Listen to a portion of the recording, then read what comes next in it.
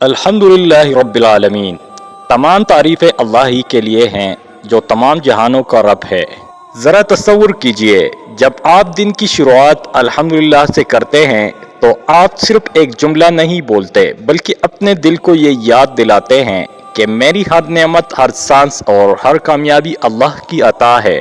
نبی کریم صلی اللہ علیہ وسلم نے فرمایا، پاکیزگی آدھا ایمان ہے اور الحمدللہ میزان کو بڑھ دیتی ہے۔ آج ماہرین نفسیات بھی کہتے ہیں کہ شکر گزاری انسان کے ذہنی دباؤ کو کم کرتی ہے، گریٹیٹیوڈ دل کو سکون دیتی ہے اور امید کو بڑھاتی ہے، لیکن اسلام نے ہمیں یہ سبق 1400 سال پہلے دیا تھا۔ شکایت کرنے سے دل بوجھل ہوتا ہے، جبکہ الحمدللہ کہنے سے انسان نعمتوں پر نظر رکھتا ہے، محرومیوں پر نہیں۔ جو بندہ ہر حال میں اللہ کی حمد کرتا ہے، اللہ اس کے دل میں سکون، اس کی زندگی میں برکت اور اس کے رزق میں وسعت عطا فرماتے ہیں۔ آج سے یہ عادت بنا لیجئے، ہر خوشی میں، ہر آزمائش میں اور ہر سانس کے ساتھ دل سے کہے، الحمدللہ رب العالمین۔ الرحمن الرحیم مالک یوم الدین۔ ذرا سوچئے، جس رب کی رحمت نے آپ کو آج تک ہر سانس عطا کی، جس نے بے شمار خطاؤں کے باوجود آپ پر اپنے کرم کے دروازے بند نہیں کیے، وہی رب فرماتے ہیں، الرحمن الرحیم، وہ بے حد مہربان، نہایت رحم فرمانے والا ہے۔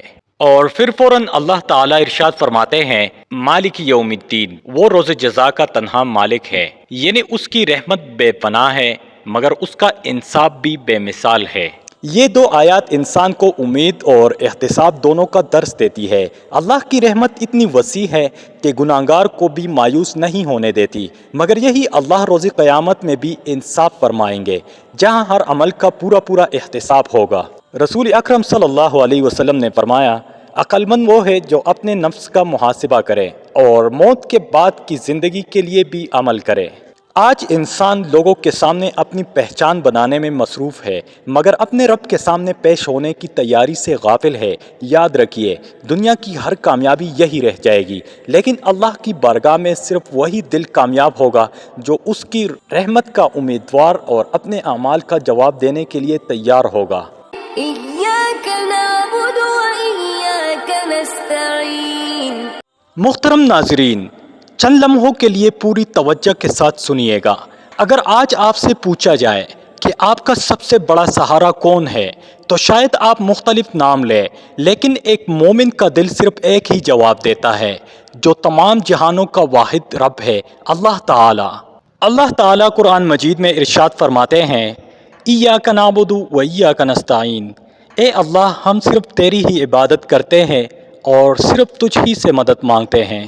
محترم سامعین، یہ صرف ایک آیت نہیں بلکہ ایک مومن کی پوری زندگی کا منشور ہے۔ اس آیت میں بندہ اپنے رب کے سامنے یہ عہد کرتا ہے کہ میری عبادت، میری محبت، میری امید اور میرا بھروسہ صرف تیرے ہی ذات اقدس کے لیے ہے۔ رسول اللہ صلی اللہ علیہ وسلم نے فرمایا، جو چیز تمہارے لیے فائدہ مند ہو اسے حاصل کرنے کی کوشش کرو، اللہ تعالیٰ سے مدد مانگو اور کبھی ہمت نہ ہارو۔ محترم ناظرین، دور حاضر کا سب سے بڑا المیہ یہ ہے کہ انسان مشکل وقت میں اللہ تعالیٰ سے پہلے دنیا کے دروازے کھٹکھٹاتا ہے، حالانکہ دنیا کے تمام سہارے محدود ہیں، مگر اللہ تعالیٰ کی رحمت اور مدد بے حد و بے حساب ہے۔ اس لیے اسباب ضرور اختیار کیجیے، مگر دل کا سہارا ہمیشہ اللہ تعالیٰ کو بنائیے۔ اللہ تعالیٰ ہمیں اپنی عبادت میں اخلاص عطا فرمائے، ہر حال میں صرف اسی پر بھروسہ کرنے کی توفیق عطا فرمائے اور ہماری دنیا اور آخرت سنوار دے۔ اہدنا الصراط المستقیم۔ انسان کی سب سے بڑی کمزوری یہ ہے کہ وہ اکثر غلط راستے پر چلتے ہوئے بھی خود کو صحیح سمجھتا ہے۔ شیطان پہلے گناہ کو خوبصورت بناتا ہے، پھر انسان کے دل سے احساسی گناہ کو ختم کر دیتا ہے۔ یہی سب سے خطرناک مرحلہ ہے۔ اس لیے اللہ نے ہمیں ہر نماز میں یہ دعا سکھائی، کیونکہ ہدایت ایک بار نہیں، ہر لمحہ چاہیے۔ اہدنا الصراط المستقیم، اے اللہ ہمیں سیدھا راستہ دکھا۔ ناظرین کرام، ذرا غور کیجئے، ہم دن میں کئی بار یہ دعا پڑھتے ہیں، مگر کیا کبھی سوچا ہے کہ ہم اللہ سے کیا مانگ رہے ہیں؟ ہم دولت نہیں مانگ رہے، شہرت نہیں مانگ رہے، بلکہ وہ راستہ مانگ رہے ہیں جو ہمیں دنیا میں سکون اور آخرت میں جنت تک پہنچا دیں۔ رسول اللہ صلی اللہ علیہ وسلم نے فرمایا، میں تمہارے درمیان دو چیزیں چھوڑے جا رہا ہوں، جب تک انہیں مضبوطی سے تھامے رکھو گے کبھی گمراہ نہیں ہوں گے، اللہ کی کتاب اور میری سنت۔ آج کے دور میں سوشل میڈیا، خواہشات اور فتنوں نے سیدھے راستے کو دھندلا دیا، اس لیے ہر نماز میں ہم بار بار اللہ سے ہدایت مانگتے ہیں۔ یاد رکھیے، جس شخص کو اللہ سیدھا راستہ دکھا دے اسے کوئی گمراہ نہیں کر سکتا۔ اللہ تعالی ہمیں صراط المستقیم پر ثابت قدم رکھے۔ صراط الذین انعمت علیہم۔ کبھی اپنے آپ سے ایک سوال کیجئے، اگر آپ کو دو راستے دکھائے جائیں، ایک ایسا راستہ جس پر دنیا تالیاں بجائیں اور دوسرا ایسا راستہ جس پر اللہ راضی ہو، تو آپ کس راستے کا انتخاب کریں گے؟ اللہ تعالی ہمیں سکھاتے ہیں، صراط الذین انعمت علیہم، ان لوگوں کے راستے پر چلا جن پر تو نے انعام فرمایا۔ پھر قرآن ہمیں خود بتاتا ہے کہ یہ خوش نصیب لوگ کون ہیں۔ وَمَن يُطِعِ اللَّهَ وَالرَّسُولَ فَأُولَٰئِكَ مَعَ الَّذِينَ أَنْعَمَ اللَّهُ عَلَيْهِمْ مِنَ النَّبِيِّينَ وَالصِّدِّيقِينَ وَالشُّهَدَاءِ وَالصَّالِحِينَ، جو اللہ اور اس کے رسول صلی اللہ علیہ وسلم کی اطاعت کرے گا وہ انبیاء، صدیقین، شہداء اور صالحین کے ساتھ ہوگا۔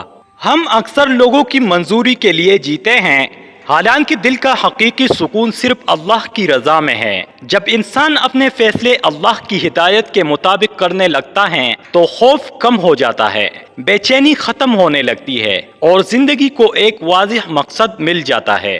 آج اپنے آپ سے ایک سوال کیجئے کہ کیا میں ان لوگوں کے راستے پر چل رہا ہوں جن پر اللہ نے انعام فرمایا، یا صرف دنیا کے پیچھے بھاگ رہا ہوں؟ جواب خود ہی مل جائے گا۔ اللہ تعالی ہمیں اپنے نیک بندوں کے راستے پر چلنے کی توفیق عطا فرمائے۔ غیر المغضوب علیہم ولا الضالین۔ ذرا تصور کیجئے، اگر قیامت کے دن اللہ تعالی فرما دے تم ان لوگوں کے ساتھ اٹھائے جاؤ گے جن پر میرا غضب ہوا یا جو گمراہ ہو گئے، اس سے بڑی ہلاکت اور کیا ہو سکتی ہے؟ اسی خوف کی وجہ سے ہم ہر نماز میں بار بار دعا کرتے ہیں، غیر المغضوب علیہم ولا الضالین، یعنی اے اللہ ہمیں ان لوگوں کے راستے سے بچا جن پر تیرا غضب نازل ہوا، اور ان کے راستے سے بھی بچا جو گمراہ ہو گئے۔ رسول اللہ صلی اللہ علیہ وسلم نے فرمایا، یہود وہ ہیں جن پر اللہ کا غضب ہوا اور نصارہ گمراہ ہوئے۔ لیکن یاد رکھے، یہ آیات صرف پچھلے قوموں کا ذکر نہیں کرتی، بلکہ ہر اس شخص کے لیے تنبیہ ہے جو حق جان کر بھی اس سے منہ موڑ لے یا بغیر علم کے اپنے خواہشات کے پیچھے چل پڑے۔ اس لیے جب بھی آپ غیر المغضوب علیہم ولا الضالین پڑھیں، دل سے یہ دعا کرے، اے اللہ مجھے حق کو پہچاننے اور اس پر ثابت قدم رہنے اور ہر قسم کی گمراہی سے محفوظ رہنے کی توفیق عطا فرما، آمین۔ کیا آپ جانتے ہیں کہ نماز میں صرف ایک لفظ ایسا ہے جو اگر آسمان میں فرشتوں کی آمین کے ساتھ مل جائیں تو آپ کے پچھلے گناہ معاف ہو سکتے ہیں؟ وہ لفظ ہے آمین۔ رسول اللہ صلی اللہ علیہ وسلم نے فرمایا، جب امام آمین کہیں تو تم بھی آمین کہو، کیونکہ جس کی آمین فرشتوں کی آمین کے موافق ہو جائے اس کے پچھلے گناہ معاف کر دیے جاتے ہیں۔ صرف ایک لفظ، لیکن اس کی قبولیت انسان کی زندگی بدل سکتی ہے۔ یاد رکھے، آمین قرآن کی آیات نہیں بلکہ اس کی معنی ہے، اے اللہ ہماری دعا قبول فرما۔ لہٰذا اگلی بار جب آپ سورہ فاتحہ مکمل کریں تو صرف زبان سے آمین نہ کہیں بلکہ پوری یقین، عاجزی اور امید کے ساتھ عرض کریں، اے اللہ میری ہدایت کی دعا قبول فرما، مجھے سیدھی راستے پر قائم رکھ اور مجھے اپنے نیک بندوں میں شامل فرما، آمین یا رب العالمین۔